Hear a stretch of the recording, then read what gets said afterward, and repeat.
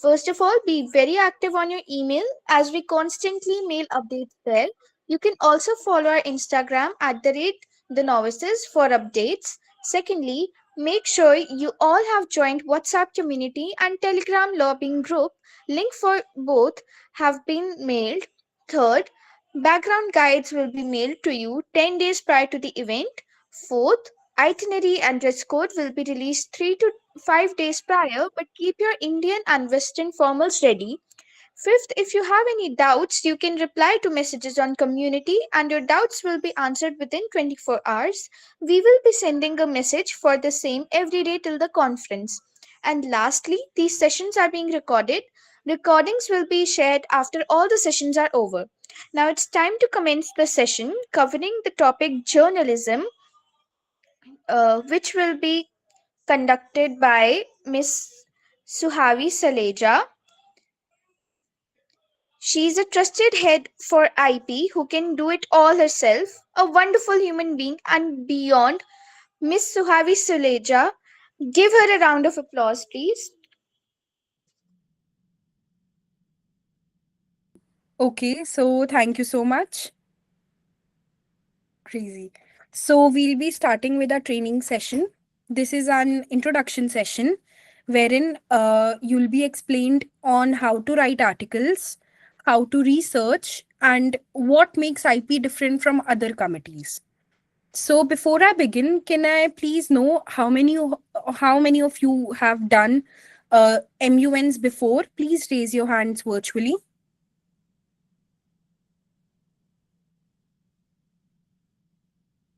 Okay.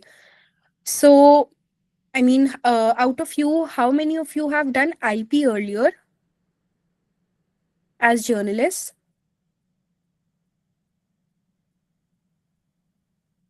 Okay, so not many people. Okay, so we'll be starting with the basics. First of all, IP committee means International Press Committee, wherein there are three types of categories. Caricaturist, they'll be drawing cartoons and caricatures. Then there are photographers who will be clicking pictures based on their various tasks. And then we have journalists, which are you guys, wherein you will be writing reports. So before we begin, let's talk about research and IP in general. So, international press is really different from other committees. Reason being, there is a misconception that IP, not many people do anything. It is very relaxing, and no, you don't have to do anything, and it's not. मतलब आपको मेहनत ही नहीं करनी है. एक ये conception है. Wherein in reality ये बहुत ही अलग है. क्योंकि एज अ जर्नलिस्ट आपको फुल नॉलेज होनी चाहिए आपकी जो कमिटीज होंगी उनकी. आपको कमिटीज अलॉट करेंगे यहाँ पे रैंडमली. आप उसको चेंज नहीं कर सकते हो. Random committee will be allotting you which are present in TNS. तो उसका एजेंडा ही आपका फॉलो होगा. तो अगर एक कमिटी है WHO, तो उसके नीचे you can find their agenda and the background guides of those committees you will get that, जिसमें the problem is really elaborated. So it helps, आपकी हेल्प होती है रिसर्च को थोड़ा नैरो डाउन करने में. आपको अब इतना वाइड रिसर्च नहीं करनी होगी, बट ऑब्वियसली आपको रिसर्च तो करनी ही होगी. To be better than the delegates, you need to research more, and you can only be better by researching more and asking relevant questions to them. So let's start with the topic of research. Research, for research, please don't use Wikipedia. Please use UN websites, Press Trust of India reports, Indian surveys, depending on your research material, research topic. उसके basis पे आप अपनी वो करोगे.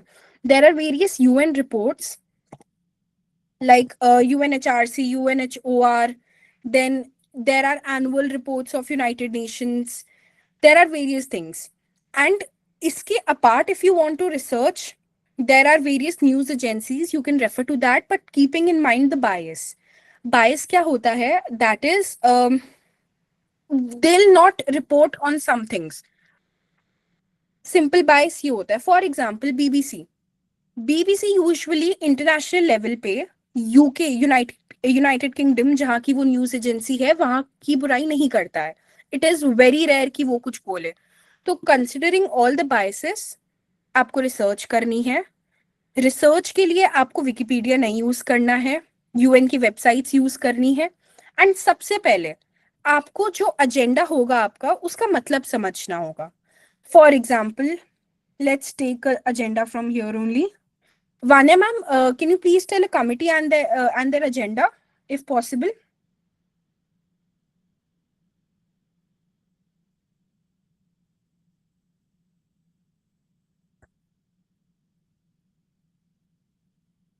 Okay, so just a minute.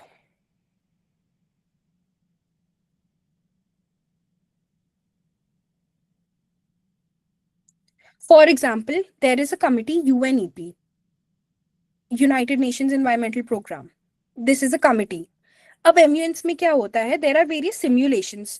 जो actual WHO के delegates होंगे ना, वो भी usually इन टॉपिक्स पे ही रिसर्च करते हैं. तो यहाँ पे हम उसको कट कॉपी पेस्ट करते हैं on a school or college level, wherein you guys can delegate like them and hone your public speaking, research skills, confidence and every other thing. So research के लिए सबसे पहले आपको जो टॉपिक होगा, आपका एजेंडा होगा, उसका मीनिंग समझना इज वेरी इंपॉर्टेंट. काफी लोग मिस कर देते हैं ये चीज. So please focus on that. Don't use Wikipedia at all. As a journalist, researching, investigation is your best friend. So, to make better reports, be better in the committee, and in general, you need to research more to have an edge over others. Then, research, you don't use Wikipedia because Wikipedia, I'm telling you again and again, because Wikipedia की information can be edited by anyone. मैं आज Wikipedia पे edit कर दूं कि Swami Saluja is the president of India, वो मान जाएगा, वो कर देगा, विच इज नॉट राइट. तो आप लोग अगर रिसर्च विकिपीडिया के बेसिस पे करते हो तो आपको गलत इंफॉर्मेशन मिलने के मतलब अच्छे खासे चांसेस हैं. इट्स अ 50-50 गैम्बल कि आपको सही इंफॉर्मेशन मिलेगी या नहीं मिलेगी. Also moving on, plagiarism. Plagiarism क्या होता है? किसी और का काम अपना क्लेम करना एंड उसे शो करना. Many people do this in IP that उनका एजेंडा जो होता है usually it's not very uncommon agenda कि उस पर डिबेट ना हो, उस पर आर्टिकल्स ना हो, उस पर रिसर्च ना हो. तो वो उसी चीज को कॉपी पेस्ट करके सबमिट कर देते हैं and they get a zero because this is called plagiarism. किसी और का काम अपना दिखा के प्रेजेंट करना without giving the credits. So if you take someone else's work and claim it as your own, that is plagiarism. तो इस रिपोर्ट उस रिपोर्ट को लिखने के लिए आपका क्या मतलब आपने क्या कंट्रीब्यूट करा था, आपने क्या सीखा? कुछ नहीं सीखा. बिकॉज MUNs का जो लास्ट गोल होता है इट्स लर्निंग. सबसे प्राइमरी गोल है ये. एंड गोल यही होना चाहिए that you are learning something. आप चाहे WHO का फुल फॉर्म सीख जाओ, वर्ल्ड हेल्थ ऑर्गेनाइजेशन, जो आपको शायद MUN से पहले नहीं पता था बट आपको अब पता है. अगर आप कुछ भी सीख रहे हो ना MUN से, it is one of the best things ever, rather than wasting your weekends at home. Because पढ़ाई तो सब नहीं करते हैं इतनी. तो you are doing something fruitful which is helping you build your skills and giving you a learning experience at the same time. By doing MUNs, you are better than your peers. Peers का मतलब जो आपके classmates होते हैं, आपके batchmates होते हैं, you are better than them because you are continuously upskilling yourself. You are learning new skills, new information every weekend, which is a great thing to do. तो आपने plagiarism नहीं करना है. Plagiarism is किसी और का काम अपना दिखा के present करना. because अगर आपको ढेर सारा मटेरियल मिलता है ना, तो ढेर सारे टूल्स भी होते हैं टू चेक कि आपने प्लेजराइज तो नहीं किया कंटेंट, आपने खुद ही लिखा है ना. We can check that. तो अगर प्लेजरिज्म आया beyond particular percentage, because obviously आप फैक्ट्स एंड फिगर्स तो नहीं चेंज कर सकते हो ना, तो बियॉन्ड अ सर्टेन लिमिट अगर प्लेजरिज्म आता है, you will be given a straight zero. Moving on, AI. AI is a very helpful tool. I'm not against it. Use it for your academics, but not in competitions to get an unfair advantage over others. Because if you are just typing a prompt in AI that write this type of thing, do this, do that, and you are just submitting that as it is, what are you learning except writing a prompt? AI is very important, but at the same time, it is necessary that you guys don't misuse it. So please don't use ChatGPT. It is easily detectable. Please don't use any other AI like Grok, Gemini, or any XYZ AI tool. Because if there are 10 AI tools in the market, there are 10 tools for detecting AI as well. So if AI is detected in your work, you will be given a zero. तो आपको proper research करनी होगी. आप AI नहीं use कर सकते हो. आपको खुद टाइप करने होंगे अपने आर्टिकल्स या आपके जो भी टास्क आपको दिए जाएंगे. Understood? Are you guys with me up till now? अगर कोई डाउट है तो please just unmute yourself and ask.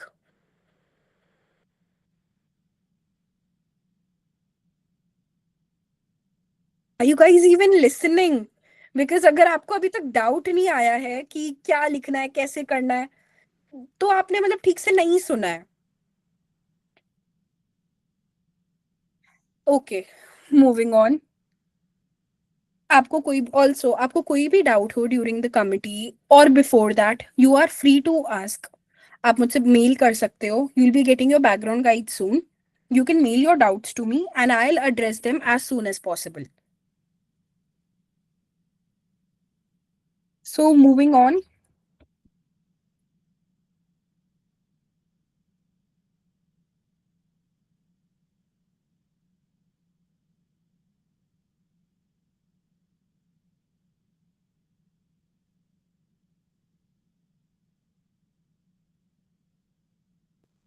Also, guys, you need to prefer quality over quantity.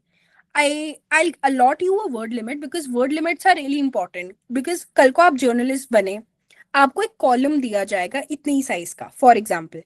तो उसकी वर्ड लिमिट के हिसाब से ही आप लिख सकते हो. उससे कम नहीं, उससे ज्यादा नहीं. बिकॉज उससे थोड़ा वो अब्रप्ट लगेगा, वियर्ड लगेगा, फनी लगेगा कि पिक्चर बड़ी है, कंटेंट छोटा है, एरिया ज्यादा था. तो word limits will be given to you, but also at the same time you need to prefer quality over quantity. I really don't want lengthy articles just explaining absolutely nothing. I want clear articles जिनका कोई सिर पैर हो. Also, moving on, two types of articles. First type we have is committee report. Committee report क्या होती है? Basically अगर मैं आपको बहुत ही सिंपली वे में बताऊं, समरी होती है कि कमिटी में हुआ क्या है. कमिटी आपको अलॉट जो करी जाएगी, आप वहां जाके रिपोर्ट करोगे. तो अब कमिटी में क्या हो रहा है? डिबेट हो रही है, कोई डिस्कशन हो रहा है related to something X Y Z. तो आपको बेसिक समरी लिखनी है कि डे वन पे कमिटी में क्या हुआ, बेसिकली की हाइलाइट्स. अगर आप क्रिकेट देखते हो तो क्रिकेट के हाइलाइट्स भी होते हैं. मेन मैच होता है 5 6 7 8 घंटे का, but at the same time आपके हाइलाइट्स भी होते हैं जो मुश्किल से 1 घंटे के होते हैं. बट वो देख के यू गेट एन आइडिया कि okay, what is it really about.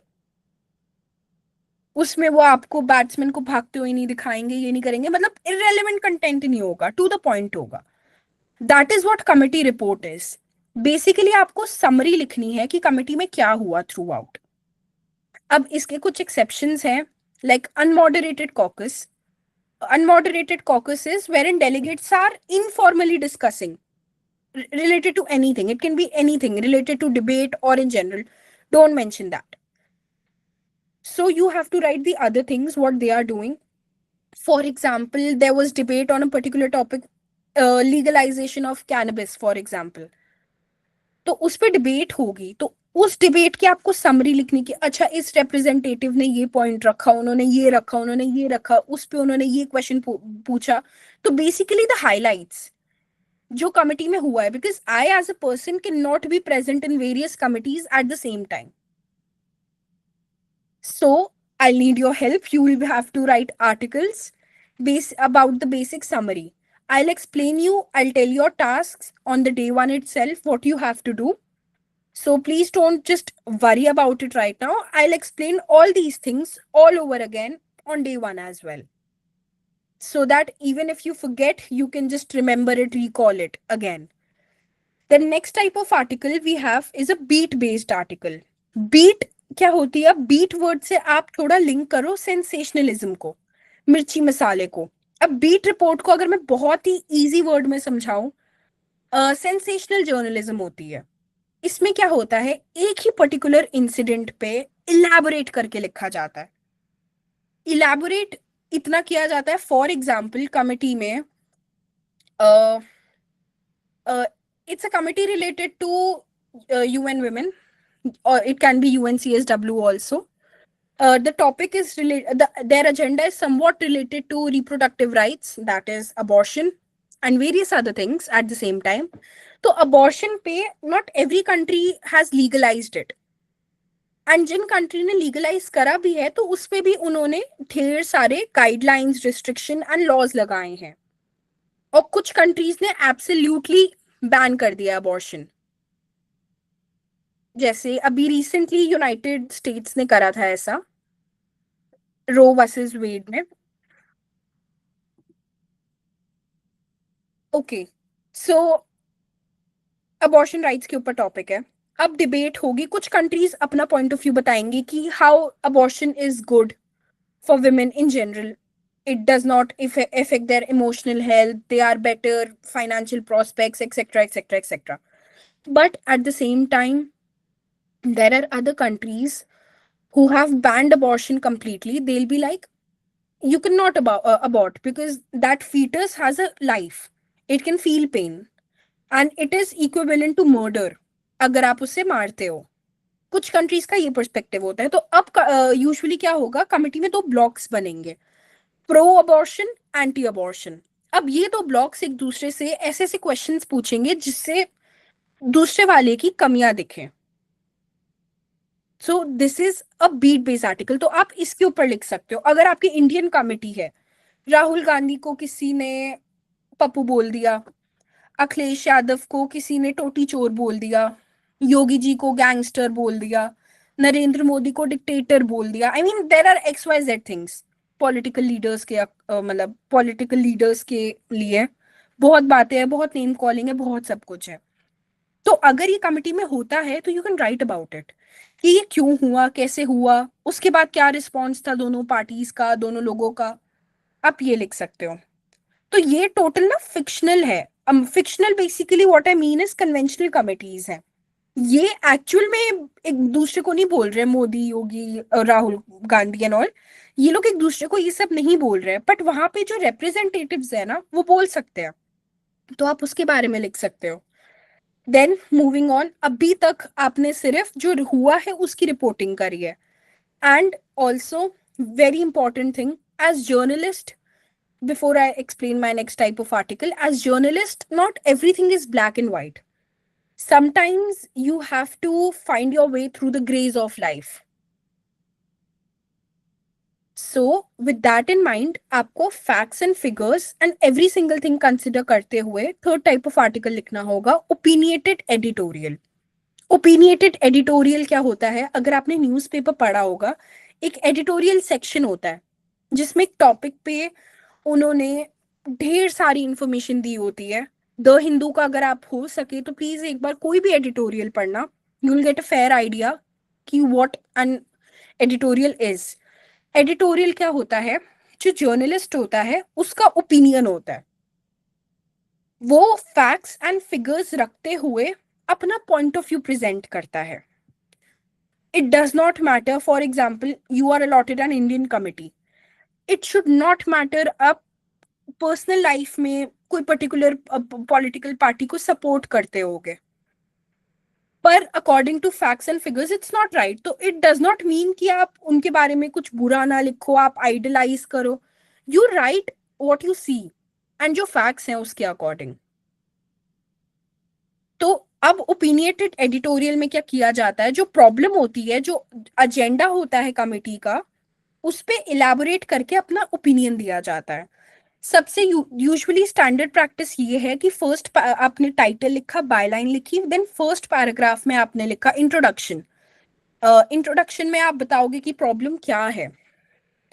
Then second para में आप इलैबोरेट करोगे कि प्रॉब्लम क्या है, फैक्ट्स एंड फिगर्स क्या है. एंड आपका क्या ओपिनियन है उससे रिलेटेड। देन थर्ड पैराग्राफ में भी आप कंटिन्यू करोगे एंड देन फोर्थ पैराग्राफ में आप कंक्लूजन दोगे विद सॉल्यूशंस। सॉल्यूशंस देने क्यों नेसेसरी हैं?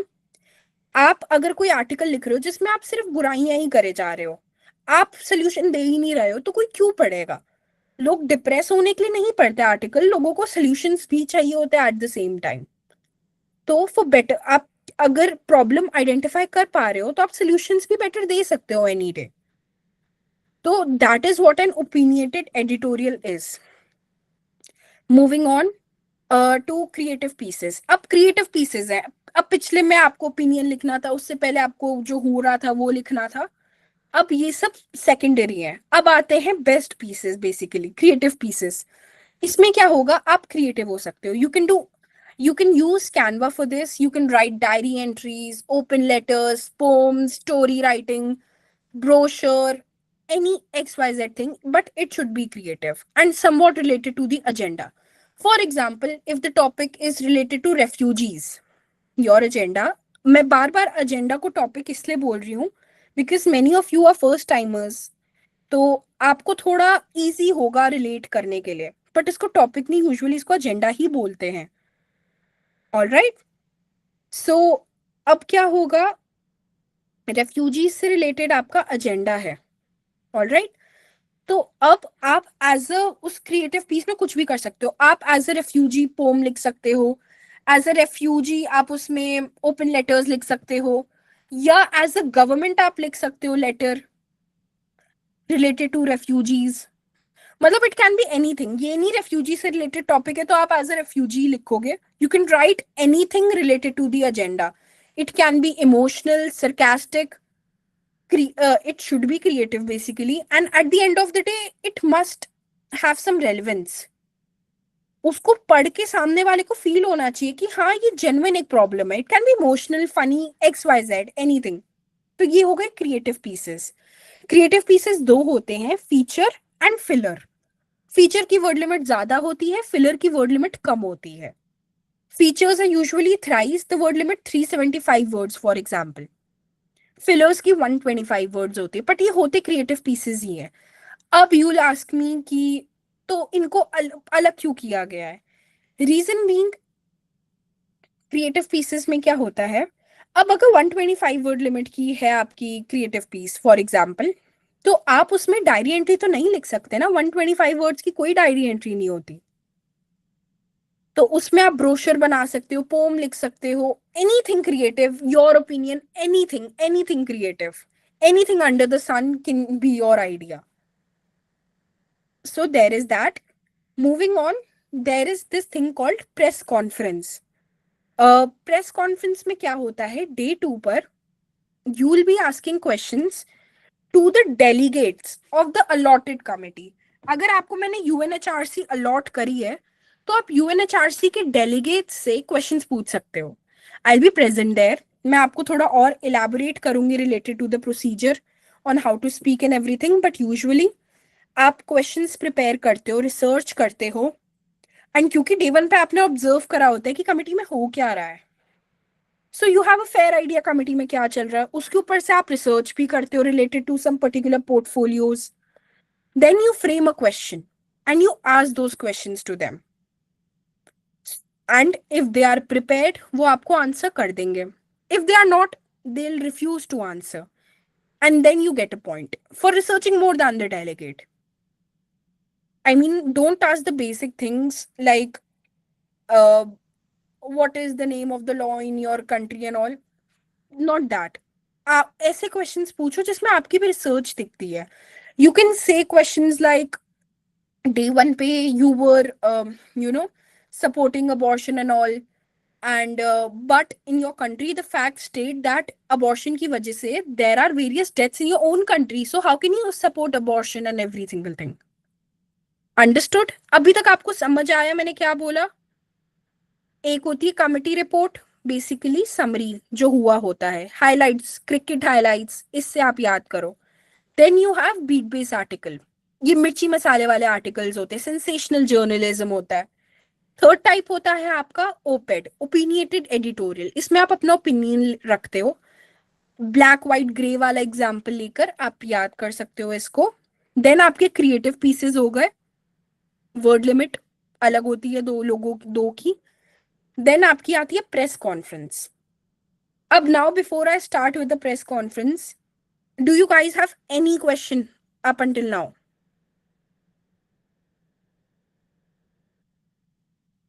Yes, sir.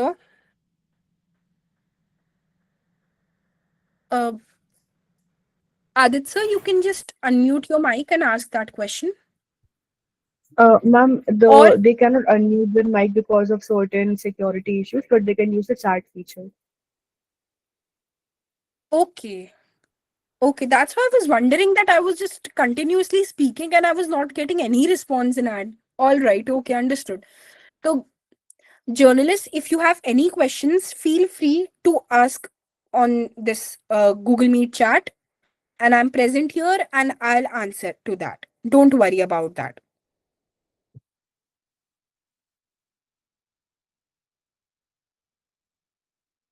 I'll just wait for a minute for you all to put in your doubts or queries, whatever you have, and then we'll start with the press conference and various other things related to journalism.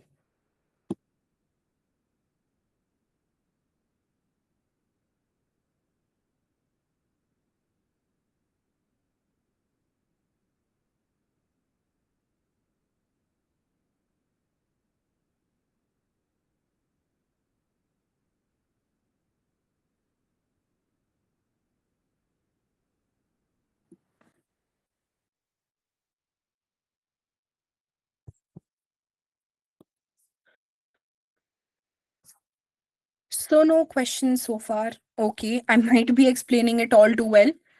So, moving on to press conference, you will be asking questions to the delegates related to their portfolio on the basis of your research and the agenda at hand. इन तीनों चीजों को consider करते हुए you will be asking questions in the press conference. Press conference really matters a lot because it उससे आपका दिखता है आप कितने कॉन्फिडेंट हो. बिकॉज अभी तक डे वन पे you were way too silent, you were just writing articles and every single thing. But on day two you need to be vocal. आपने रिसर्च करी, आपने क्वेश्चंस बनाए, you need to ask that properly. Also while speaking, it is preferred that you don't refer to your material, your question, if you know it. You can refer for that for facts and every single thing, but pura hi question as it is, don't ask while looking at the paper.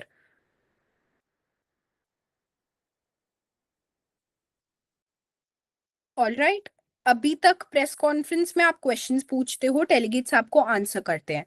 आप start करते हो greetings, my name is Suhavi Saluja, या आपका जो XYZ जो भी नाम है, and I have a question for the delegate of Portugal for example. तो अब आप ऐसे स्टार्ट लोगे. देन आप अपना क्वेश्चन बताओगे, ABCDE फॉर एग्जाम्पल आपका क्वेश्चन ये है. देन वो आपको आंसर करेंगे. अगर वो नहीं करते, it's there loss. It can be used in the committee against them. So don't worry about that. You will not be losing marks. Can we mention the statements given by the delegates in the articles? Yes. It really depends on which type of articles you can write about it. आप committee based में लिख सकते हो, आप beat based में लिख सकते हो, पर opinionated editorial में you really don't need to know anybody else's opinion. आपको opinion matter करता है वहां पर. As a journalist, as a wise journalist, आप क्या सजेस्ट करते हो? प्रॉब्लम क्या है, क्या इश्यूज आ रहे हैं विद फैक्ट्स एंड फिगर्स, आपका क्या ओपिनियन है, देन योर सॉल्यूशंस. बिकॉज अगर आपको प्रॉब्लम पता है तो आप सॉल्यूशंस भी बेटर दे सकते हो. तो which type of articles are you talking about? Then I can clarify upon that.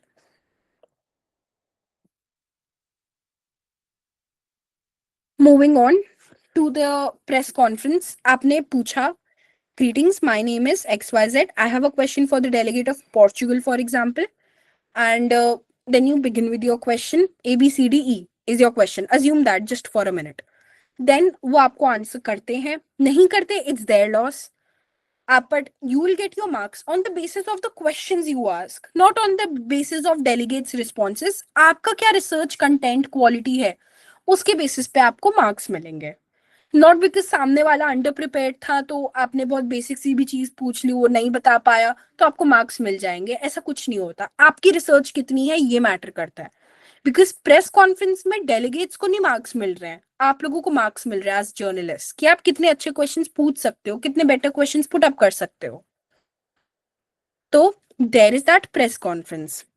You will be receiving your background guides very soon. So I have mentioned in the background guide, आप अपने document का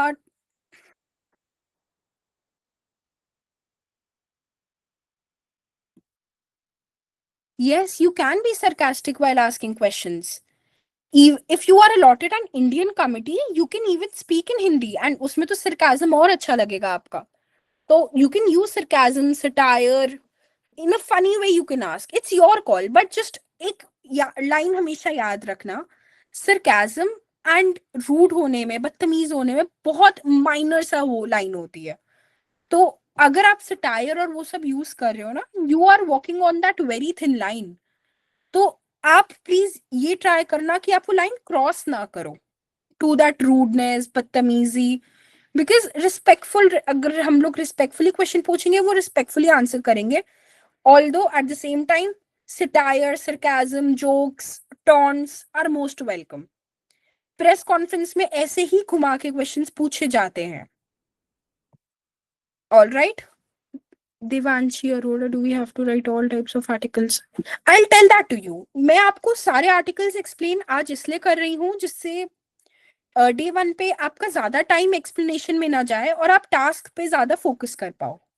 task मैं आपको explain करूंगी फिर से एक बारी on the day of the conference, और आपके जो टास्क होंगे I tell that to you, so don't worry about that.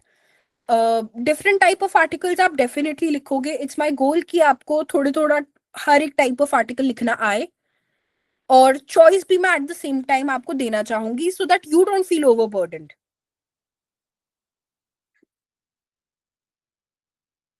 All right,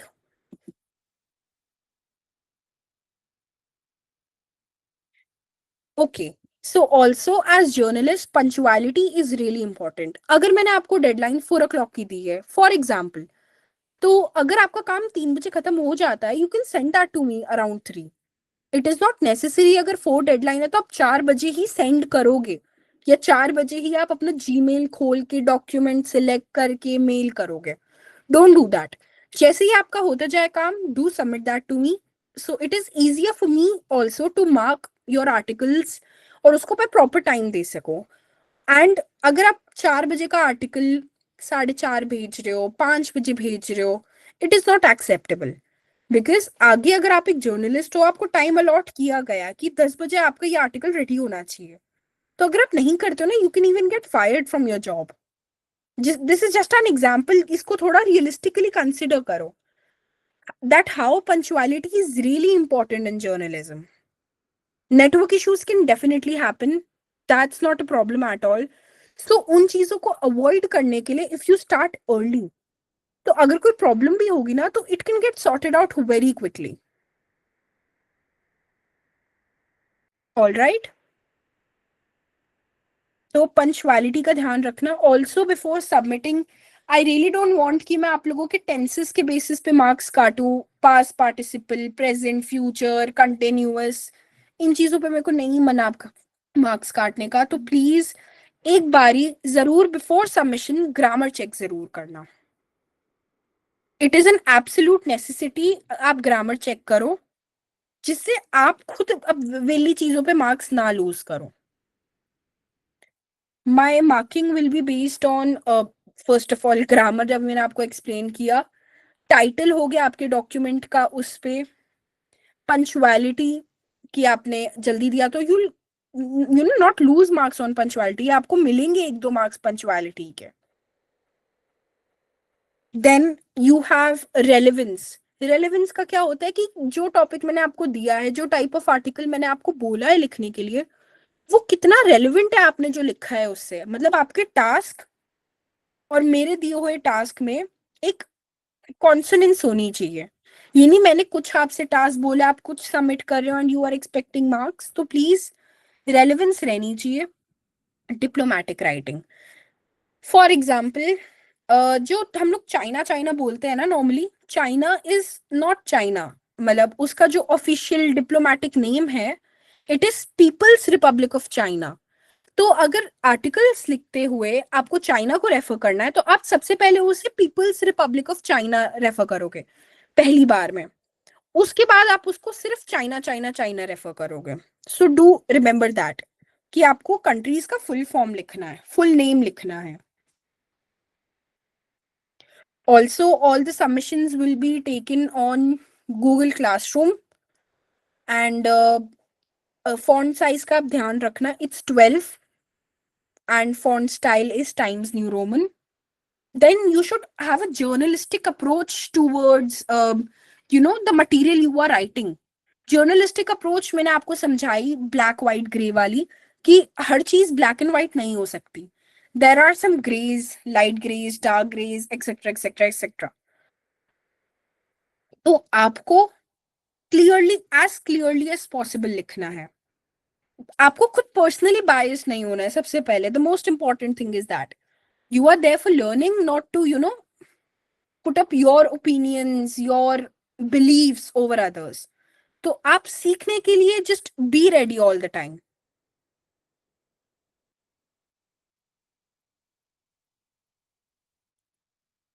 Okay, I'll just type my email ID on chat.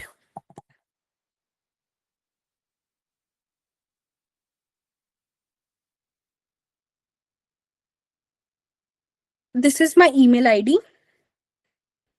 Is it visible to you guys? Just send a thumbs up so that I can know that you have received it. Okay, you all have received it. Amazing, amazing. Then उसके बाद आपको press conference में marks कैसे मिलेंगे? क्योंकि उसमें तो आप सिर्फ question, I'll explain it. Press conference में आपको मार्क्स कैसे मिलेंगे? आपको मैं अगर 50% मार्क्स दूंगी मैं आपको, आपका क्वेश्चन कितना अच्छा है उस पे। बाकी के 50% मार्क्स होंगे कि आप कितने अच्छे से पूछ रहे हो, the way you are asking, the confidence you show, हर चीज मैटर करती है। But also at the same time over confident होने में और कॉन्फिडेंट होने में फर्क होता है। ओवर कॉन्फिडेंस में लोग बहुत ही लाउडली, बहुत वियर्ड टोन में बोलते हैं, सो अवॉइड दैट। थोड़ा प्रोफेशनली बोलने का ट्राई करो, क्योंकि जो एक्चुअल जर्नलिस्ट होते हैं वो बहुत ही क्लियर टोन में बात करते हैं। वो लटके झटके और बहुत ज्यादा वेरिएशन नहीं करते अपनी आवाजों में वाइल स्पीकिंग। तो ये वेरिएशन मत करना, that you are literally speaking during the press conference. And moving on to question, is the formal rule applicable for prose and creative pieces? No, creative pieces are really different. That is why they are different, because उन पे ये normal guidelines like structure, introduction, conclusion नहीं matter करती। It should be creative is all. यही matter करता है कि वो creative pieces होने चाहिए। Word limit मैं आपको दूंगी तो word limit follow कर लेना, that is it. बाकी nothing else. और format, हाँ sorry, format rules, okay. Format rules, I don't understand. Format rules, what do you mean? That paragraph thing I told you, like time, introduction, problem, solution, it does not apply. And if you are asking about that font style and font size, it also doesn't apply. कुछ भी apply नहीं करता creative pieces पे, but relevant होना चाहिए और creative होना चाहिए। यही दो पैरामीटर्स है जिसपे वो जज होते हैं। I am not able to understand the black white grey theory. Okay, देखिए, एज जर्नलिस्ट आप ब्लैक एंड व्हाइट नहीं कर सकते। There may be some things completely acceptable to you, and then there are some things which आपको नहीं करनी follow, जो आप नहीं करना चाहते फॉलो। तो ब्लैक व्हाइट क्या होता है, लाइफ में हर चीज ब्लैक और व्हाइट नहीं रह सकती। देयर आर ग्रेज, हर चीज की एक लेयर होती है, हर चीज का एक अलग वे होता है। तो while writing you should not write absolute this is right this is wrong, आपको ऐसे नहीं लिखना है। आप जो लिखोगे वो फैक्ट्स एंड फिगर्स को कंसिडर करते हुए लिखोगे, बिकॉज यू आर जर्नलिस्ट। अगर आप तमीज की बात नहीं करोगे तो कौन करेगा? How many articles are expected to give each day? That I'll tell you. If you are supposed to write uh, more than 2 or 3 articles, I'll tell that to you, and I'll keep the deadline accordingly. So don't worry about you how many articles you have to submit and the time you will be getting. It would be enough time. Don't worry. Just submit it on time. That is what I want, and it should be somewhat relevant. ये नहीं आप कुछ भी submit कर रहे हो, so don't do that. Moving on. Grammar का please ध्यान रखना. कोटेशंस, अगर आप अपना आर्टिकल स्टार्ट कर रहे हो किसी ग्रेट पर्सन के कोट के साथ, it is okay, no issues, but उसे कोट जरूर करना कि किसने बोला. अगर एक लाइन बोली महात्मा गांधी ने, तो वो लाइन लिखने के बाद ये नहीं कि बस छोड़ दिया आपने, ओके बाय टाटा, उसके नीचे आप लिखोगे बाय महात्मा गांधी या कुछ भी जिन्होंने भी बोला होगा. तो ऐसे आपको क्रेडिट्स देते रहना. तो अब यहाँ पे अगर मैं प्लेजरिज्म चेक करूंगी ना, उसमें मुझे प्लेजरिज्म दिखेगा, क्योंकि आपने वो महात्मा गांधी जी की line as it is copy paste करी है. पर क्योंकि उसमें आपने लिखा होगा बाय महात्मा गांधी, तो आपके मार्क्स नहीं कटेंगे उसमें. तो इसीलिए इंपॉर्टेंट है, अगर आप किसी ग्रेट पर्सनालिटी फिलोसोफर को कोट कर रहे हो, तो उसके साथ साथ आप उनका नाम भी लिखो. So there is that. आप एक बार, जो मैंने भी आपको एक्सप्लेन करा है ना, मैंने कुछ आपको एक्स्ट्रा ऑर्डिनरी चीज नहीं समझाई है. ये सब कुछ is already in the background guide, and when you receive that, please be sure to read it, because मैं जो बता रही हूँ मैं उससे ही आपको बता रही हूँ. मैं कुछ आपको एक्स्ट्रा विजडम या वो नहीं दे रही. मतलब I try to do that. कुछ कुछ पॉइंट्स मैंने शायद बेटर एक्सप्लेन करे होंगे अभी कॉल पे instead of the background guide, but it is preferred that you do refer to the background guide. Now moving on to questions.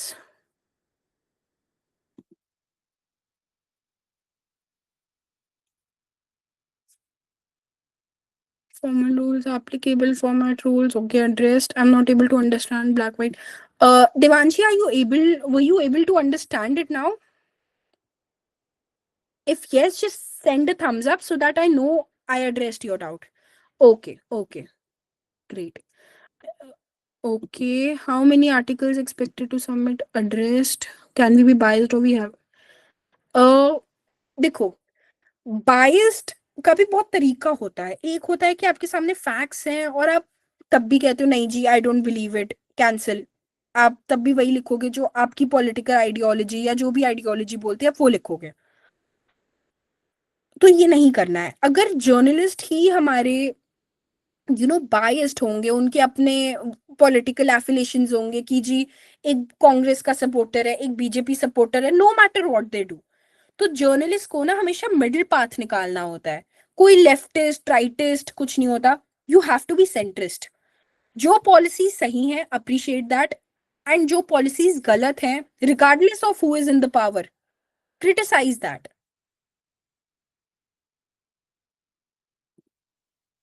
Opinionated editorial में you have to be unbiased. जो पहला मैंने आपको committee report बताया था उसमें तो आप सिंपली फैक्ट स्टेट कर रहे हो.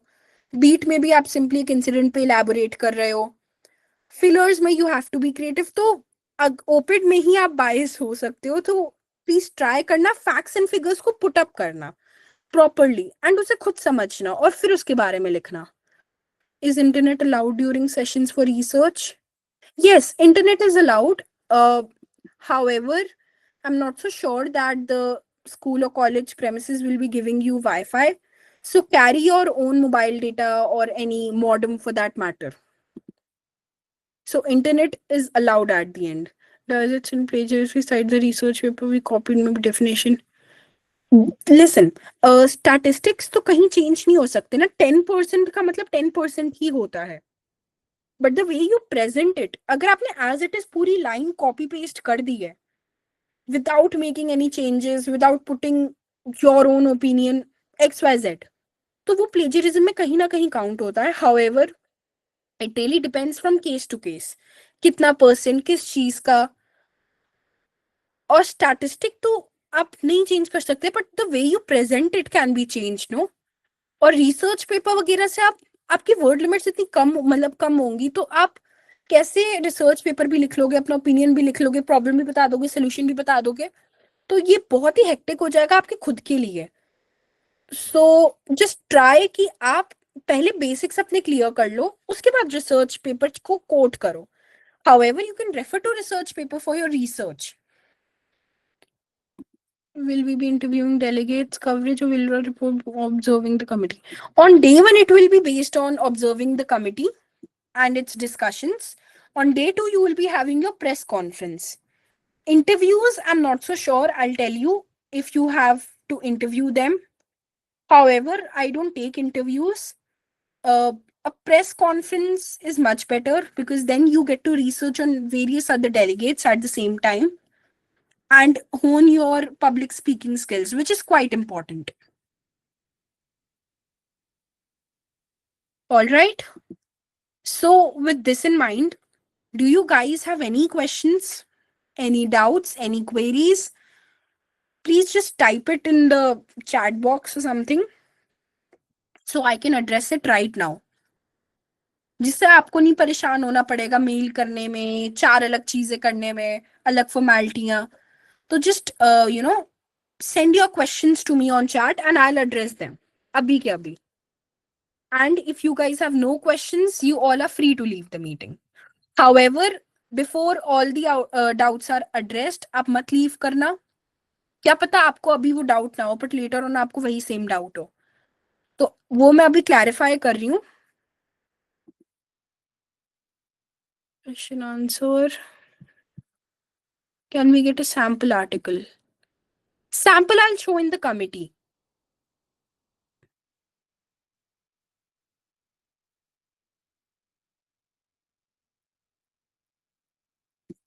लिसन, वो कैप के बेसिस पे मार्किंग नहीं होती. देखो, वहां पे आपको आर्टिकल्स के थ्रू कम्युनिकेट करना है. अब कम्युनिकेट तब होता है जब दोनों साइड के, मतलब आप अगर मुझे कम्युनिकेट कर रहे हो अपने आर्टिकल के थ्रू, तो मुझे वो समझ आना चाहिए. That is what matters. ये नहीं कि आपने बहुत ही शेक्सपियरन इंग्लिश लिख दी और उसका मैच ही नहीं बन रहा है कोई. So you are free to, experiment with your vocab and thesaurus and every single thing. But at the same time, इतना ज्यादा भी मत यूज करना जो normally reports में नहीं होता है. It's your call. You can record it on your device. मतलब ऑडियो रिकॉर्डिंग आप कर सकते हो या फिर आप नोट्स भी ले सकते हो. मतलब it really is upon you, आपका क्या चॉइस है.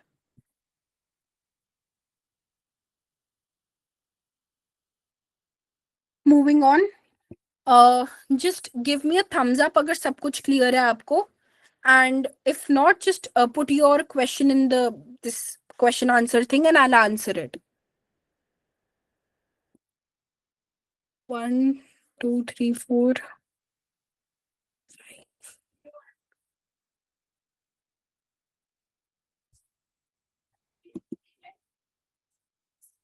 You will get your assigned committees as soon as I get the list from the secretariat that these are the final people in the committee. I'll do it as soon as possible. Don't worry about that. I'll try ki you get your allotted committees 1 week before so you have ample amount of time to research.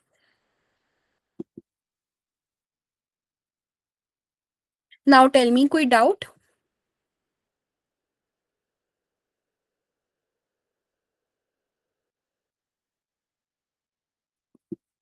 Diplomatic writing क्या होती है? आपको वहां पर neutrally बात करनी है. Diplomatic writing आप कर सकते हो बीट बेस्ड आर्टिकल जिसमें आप एक चीज को मतलब इलेबोरेट करके लिखोगे, और दूसरी होती है कमिटी रिपोर्ट जहां पे आप समरी लिखते हो. तो वहां पे आपको डिप्लोमैटिकली लिखना है, न्यूट्रली लिखना है, जो हुआ है एज इट इज स्टेट करना है बिना changing the facts, and at the same time focusing on names and every single thing. जैसे मैंने एक एग्जांपल दिया पीआरसी का, पीपल्स रिपब्लिक ऑफ चाइना. ये डिप्लोमैटिक नेम है चाइना का, given by UN and recognized by China itself. Official documents पे हमेशा पीपल्स रिपब्लिक ऑफ चाइना होगा, सिंपल चाइना नहीं होता.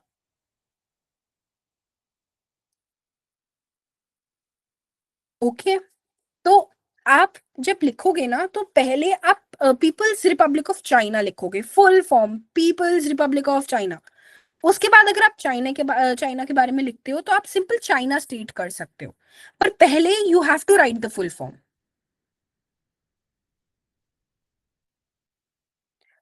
You will be allotted your committees,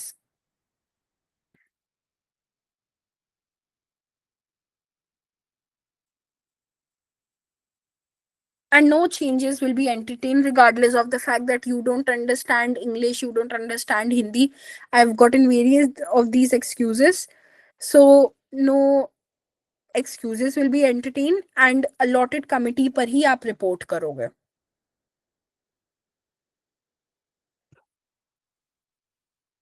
So if everything is clear, just everyone raise your hand virtually so I know everything is clear, and then you all are free to leave. अगर सबका clear हो जाएगा doubt.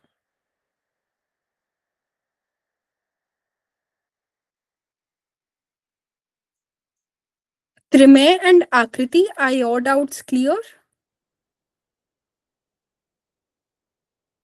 If not, you can ask those to me. Seeing most of the doubts are cleared, you all guys are free to leave the meeting, and you can contact me on my email ID. I have provided that on chat. It's Suhavi MUN SUHAVI MUN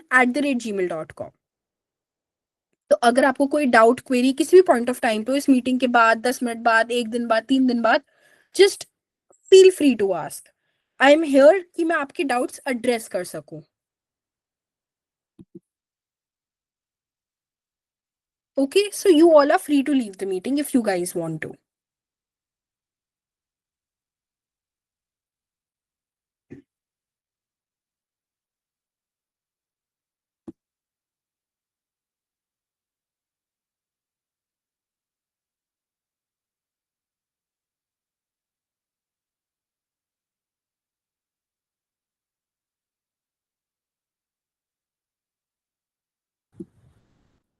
Lipika ma'am, do you have any doubt?